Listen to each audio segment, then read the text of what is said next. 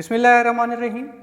It's me, Muzammil Rauf Khan, from the Physics Department at the Creator Children University, Kotadu. 10th class. Today we are discussing unit number 10, Simple Harmonic Motion and Waves. ये आप लोगों के unit का name है, simple harmonic motion and waves. उसका जो हमारा पहला टॉपिक है that is simple harmonic motion, जिसे हम शॉर्ट फॉर्म में एब्रीवेट करते हैं SHM के साथ पे. What is simple harmonic motion? Simple harmonic motion occurs when net force is directly proportional to the displacement from the mean position and always directed towards the mean position.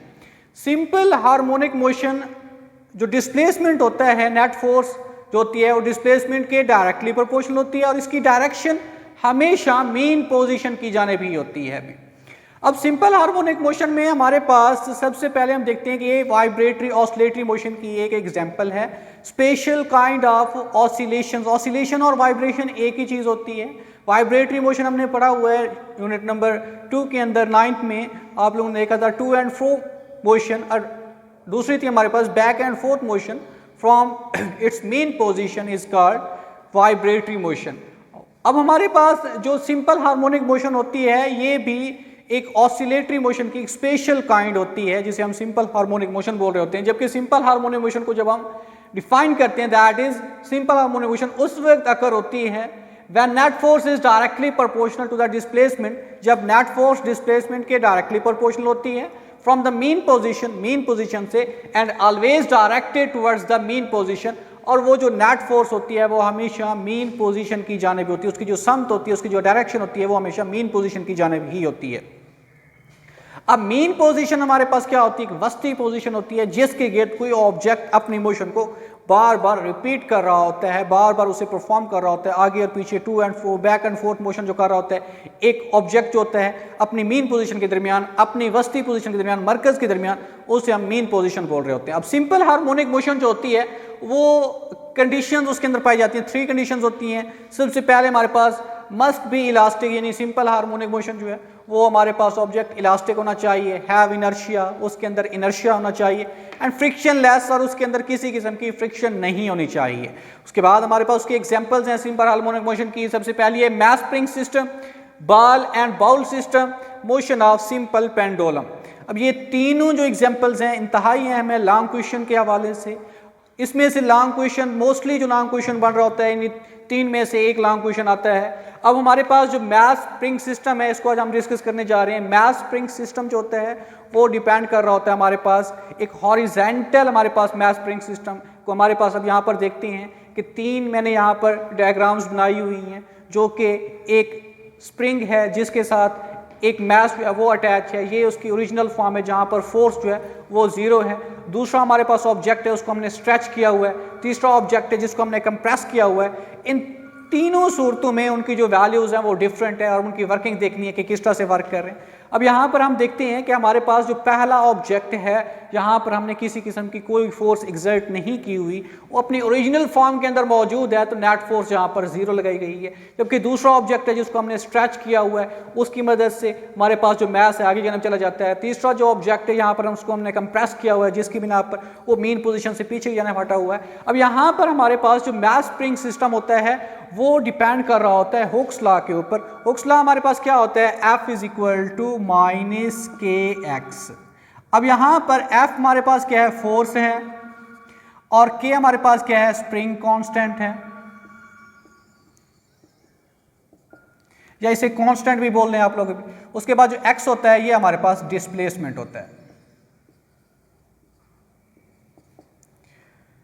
अब यहाँ पर F = -kx depend कर रहा होता है जो हमारे पास perform करता है, ये हुक्स लॉ होता है. अभी यहाँ पर हमारे पास जो अब हम देखते हैं कि जो हमारे पास स्प्रिंग सिस्टम है या हमारे पास स्प्रिंग कांस्टेंट है उसकी वैल्यू क्या होती है. Newton second law of motion में हमने देखा हुआ है F = ma. अब ये हमारे पास न्यूटन सेकेंड लॉ मोशन था, फोर्स जो होती है वो m1 के इक्वल होती है। अगर यहाँ पर मैं स्प्रिंग कांस्टेंट देखना चाहता हूँ उसकी वैल्यू किसके इक्वल है, तो यहाँ पर x मल्टीप्लाई हो रहा है, दूसरी साइड पे आके डिवाइड हो जाएगा। इसको बिल्फोर्स इक्वेशन नंबर 1 का नेम दे देते हैं अभी।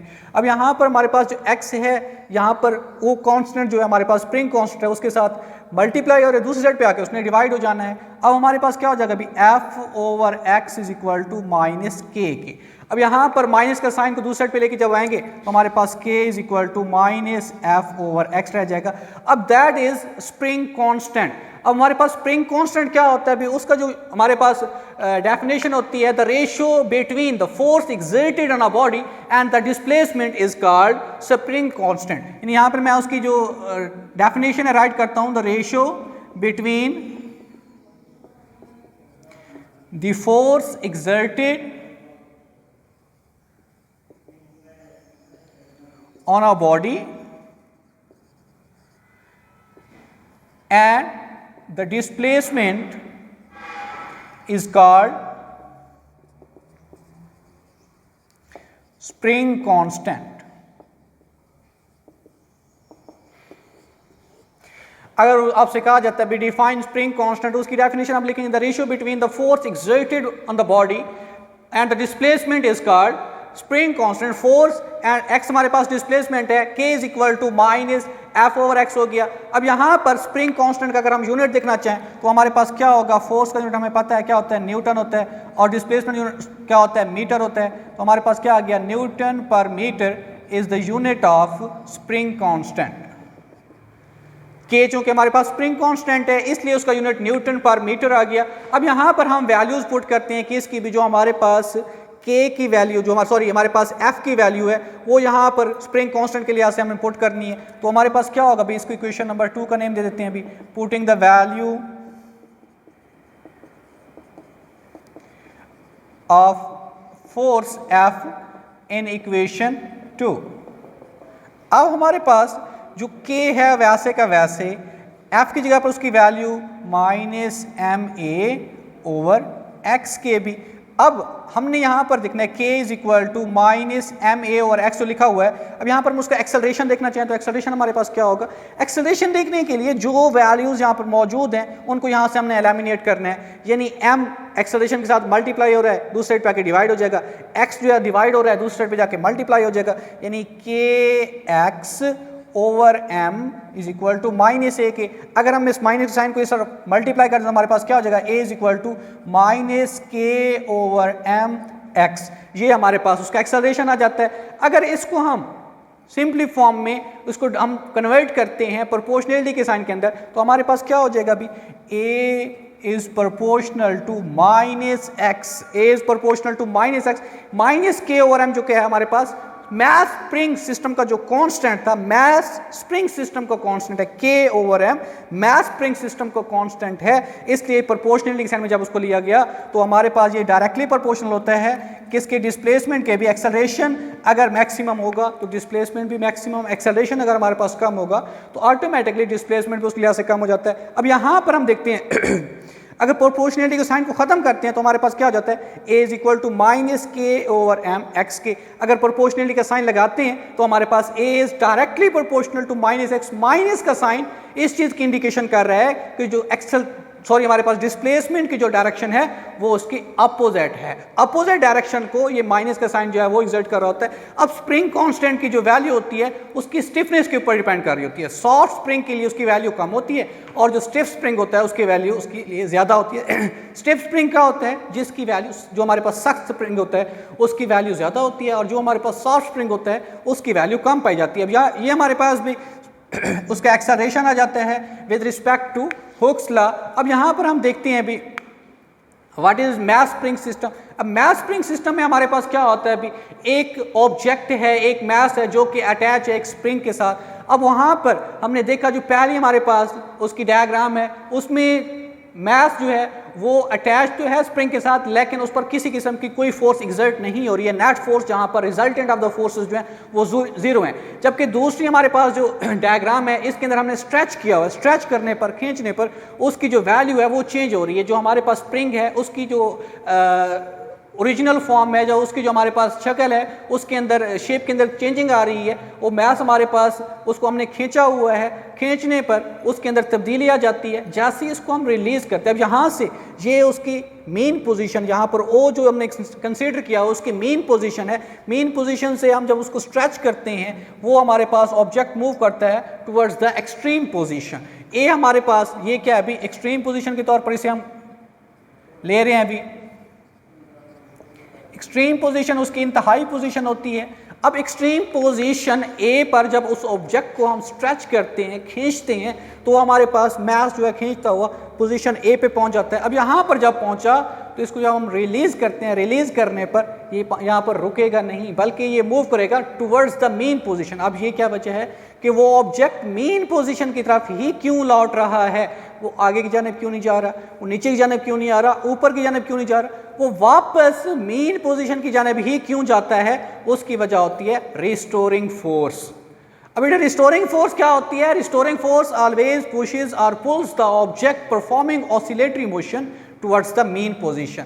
अब कोई भी ऑब्जेक्ट होता है उसको जब हम खींचते हैं या उसको हम दबाते हैं, दोनों सूरतों में वो ऑसिलेटरी मोशन वही वाइब्रेटरी मोशन होती है। वाइब्रेटरी मोशन के बारे में आपको बता चुका हूं, to and fro motion of a body from its mean position, किसी ऑब्जेक्ट की अपनी मेन पोजीशन से आगे और पीछे दोहराई जाने वाली हरकत को हम क्या बोल रहे होते हैं? ऑसिलेटरी मोशन या वाइब्रेटरी मोशन बोलते हैं। अब यहाँ पर रिस्टोरिंग फोर्स की वर्किंग क्या होती है? कोई ऑब्जेक्ट जब मेन पोजीशन से एक्सट्रीम पोजीशन ए की जानिब जाता है या एक्सट्रीम पोजीशन बी की जानिब यानी आगे की जानिब जाता है या पीछे की जानिब जाता है, दोनों सूरतों में उसने क्या करना होता है? ऑब्जेक्ट को लाना होता है किसकी जानिब? मेन पोजीशन की जानिब। कोई भी ऑब्जेक्ट उसको आप खींच रहे हैं या उसको आप दबा रहे हैं, दोनों सूरतों में वो ऑब्जेक्ट ऑसिलेटरी मोशन करते हुए किसकी जानिब आता है? मेन पोजीशन की जानिब आता है। उसको हम बोल रहे होते हैं रिस्टोरिंग फोर्स। उस पर जो फोर्स अमल कर रही होती है उसे हम बोलते हैं रिस्टोरिंग फोर्स। अब जैसे ही इस ऑब्जेक्ट को हम रिलीज करते हैं रिलीज करने पर ये मूव करता है पीछे की जानिब। अब फोर्स उसके ऊपर किसकी साइड में है? अभी टुवर्ड्स द मेन पोजीशन है। ये जो फोर्स लग रही है टुवर्ड्स द मेन पोजीशन है, ये कौन सी फोर्स है? Restoring force. जैसे वो ऑब्जेक्ट मूव करता है extreme position to mean position, तो उसकी जो रिस्टोरिंग फोर्स होती है वो आहिस्ता आहिस्ता कम होना शुरू हो जाती है। उसकी वजह क्या है? उसकी वजह ये है कि ऑब्जेक्ट जैसे ही पीछे की जानिब आएगा, वो हमारे पास रिस्टोरिंग फोर्स कम होने की वजह क्या है? क्योंकि वो आ रहा होता है मेन पोजीशन की जानिब। जब ऑब्जेक्ट मेन पोजीशन की जानिब आता है, क्योंकि रिस्टोरिंग फोर्स का काम ही यही है, कोई ऑब्जेक्ट जब मेन पोजीशन से दूर होगा उसे उसने मेन पोजीशन पर ही लाना होता है। जैसे ही ऑब्जेक्ट जितना नजदीक आता जाएगा मेन पोजीशन के, उतनी ही उसकी रिस्टोरिंग फोर्स कम होना शुरू हो जाती है। जैसे ही ऑब्जेक्ट पहुंचता है मेन पोजीशन पर, यानी यहां से जिसको हमने रिलीज किया, वो आहिस्ता आहिस्ता आहिस्ता यहां पर जब पहुंचा, मेन पोजीशन पर पहुंचा, तो उसकी रिस्टोरिंग फोर्स हो गई जीरो। क्यों? क्योंकि ऑब्जेक्ट पहुंच गया मेन पोजीशन के ऊपर। फिर यहां पर आप देखते हैं कि ऑब्जेक्ट रुकता नहीं है। क्यों नहीं रुकता? क्योंकि जैसे ही वो मेन पोजीशन की तरफ आता है उसकी स्पीड बढ़ जाती है।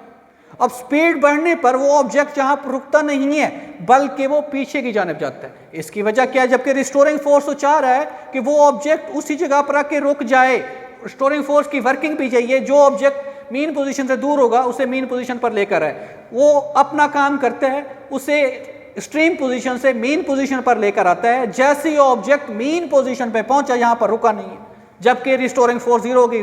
ना रुकने की वजह क्या है? That is inertia. इनर्शिया क्या होती है? Inertia is the property of a body due to which it resist any change of its state of rest और यूनिफॉर्म मोशन।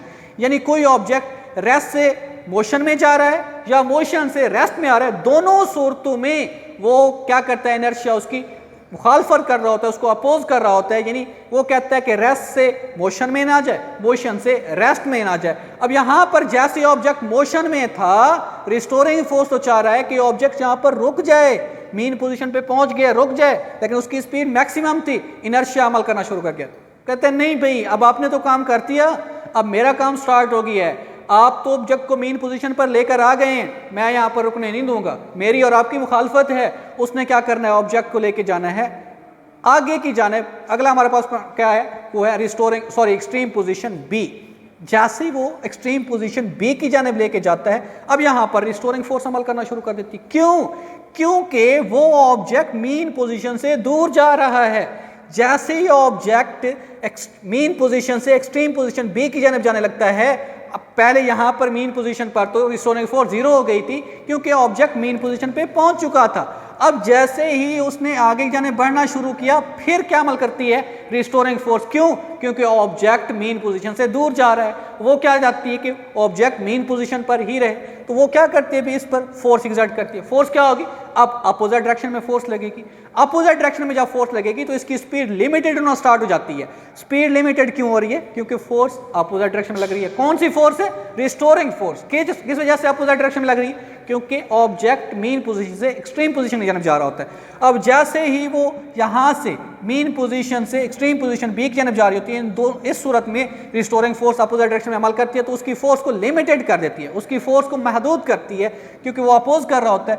तो जैसे ही ऑब्जेक्ट मीन पोजीशन से एक्सट्रीम पोजीशन बी पर पहुंचता है तो उसकी फोर्स जो होती है रिस्टोरिंग फोर्स बढ़ जाती है, उस ऑब्जेक्ट को रुकने पर मजबूर कर देती है। अब क्या होता है, जैसे ही ऑब्जेक्ट एक्सट्रीम पोजीशन बी पे पहुंचता है तो यहाँ पर इनर्शिया 0 हो जाता है, हमारे पास रिस्टोरिंग फोर्स मैक्सिमम हो जाती है। फिर वो क्या करता है, रिस्टोरिंग फोर्स दोबारा उसको किसकी जानब लेकर आता है? मीन पोजीशन ओ की जानब। तो ये अमल इस तरह से चलता रहता है। फिर यहाँ से जब आता है ऑब्जेक्ट यहाँ पर रुकता नहीं है, फिर वो आगे जानब जाता है, यहाँ पर फिर क्या अमल करता है? इनर्शिया अमल कर रहा होता है। तो ये अमल इस तरह से चलता रहता है जब तक कि तमाम रिजल्टेंट ऑफ द फोर्सेज जो है वो 0 नहीं हो जाती। जैसे तमाम फोर्सेज 0 हो जाती हैं ऑब्जेक्ट मीन पोजीशन पे आके रुक जाता है। इसी तरह से जो हमारे पास सी उसकी डायग्राम है, इसके अंदर भी यही अमल है। इसको हमने स्ट्रेच किया कंप्रेस किया हुआ है। कंप्रेस करने पर भी वो हमारे पास मीन पोजीशन से दूर चला जाता है। जैसे उस पर फोर्स हम खत्म करते हैं, रिस्टोरिंग फोर्स अमल करती है। रिस्टोरिंग फोर्स उस ऑब्जेक्ट को किसकी जानब लेके जाती है? अब यहाँ पर देखिए मीन पोजीशन की जानब। अब जब मीन पोजीशन पे पहुंचता है तो ऑब्जेक्ट नहीं रुकता ड्यू टू इनर्शिया। अब इनर्शिया की वजह से वो फिर आगे जानब जाता है एक्सट्रीम पोजीशन ए की जानब। अब एक्सट्रीम पोजीशन ए पे जब पहुंचता है तो वहां पर रिस्टोरिंग फोर्स उसकी अपोजिट डायरेक्शन में अमल कर रही होती है, जिसकी बिना पर ऑब्जेक्ट की स्पीड जो है लिमिटेड होती है और वो एक्सट्रीम पोजीशन ए पे आके रुक जाता है। फिर यहाँ पर क्या अमल करती है रिस्टोरिंग फोर्स? वो उसको किसकी जानब लेके आती है? दोबारा से पीछे की जानब मीन पोजीशन ओ पर। इस तरह से ये अमल भी चलता रहता है जब तक कि तमाम फोर्सेस का जो रिजल्टेंट है वो 0 नहीं हो जाता। जैसे ही तमाम फोर्सेस का रिजल्टेंट 0 हो जाता है ऑब्जेक्ट जो होता है वो मीन पोजीशन ओ पर आके रुक जाता है। अब यहाँ पर हमारे पास उसका जो फार्मूला होता है T = 2 पाई m/k²रूट। T हमारे पास टाइम पीरियड है, m हमारे पास मैस है और k हमारे पास स्प्रिंग कांस्टेंट है। भी ये फार्मूला है हमारे पास जिसकी बिना पर हम उसका जो टाइम पीरियड है वो फाइंड कर रहे होते हैं। जब हमारे पास टॉपिक होता है मैस स्प्रिंग सिस्टम के हवाले से, उस वक्त हम उसका टाइम पीरियड होता है वो हम फाइंड करते हैं T = 2 पाई m/k। तो आज का हमारे पास लेसन यही था। अभी उसके बाद दोबारा मैं इसका एक रिव्यू देता हूँ कि हमारे पास इसकी जो कंडीशंस होती हैं, 3 कंडीशंस होती हैं कि जो हमारे पास सिस्टम होना चाहिए वो इलास्टिक होना चाहिए, उसके अंदर इनर्शिया होना चाहिए और वो फ्रिक्शनलेस होना चाहिए। इन 3 चीज़ों के ऊपर सिंपल हार्मोनिक मोशन जो है अमल कर रहा होता है। सिंपल हार्मोनिक मोशन के हमारे पास फर्दर 3 एग्जांपल्स थी, mass spring system, ball and bowl system, motion of a simple pendulum. उसकी मदद से फिर हमने उसका जो स्टोक्स लॉ था उसकी मदद से हमने उसकी स्प्रिंग कांस्टेंट देखा। स्प्रिंग कांस्टेंट की हमने उस जो डेफिनेशन थी उसको देखा, उसका यूनिट देखा। फिर उसके बाद हमने उसका जो एक्सेलरेशन है उसको फाइंड किया। फिर हमने उसकी एक्सप्लेनेशन देखी, उसकी जो डायग्राम है उसकी मदद से। रिस्टोरिंग फोर्स का उसमें अमल था। रिस्टोरिंग फोर्स ऑलवेज पुशेस और pulls the object performing oscillatory motion towards the mean position. Inertia क्या होता है? Inertia is the property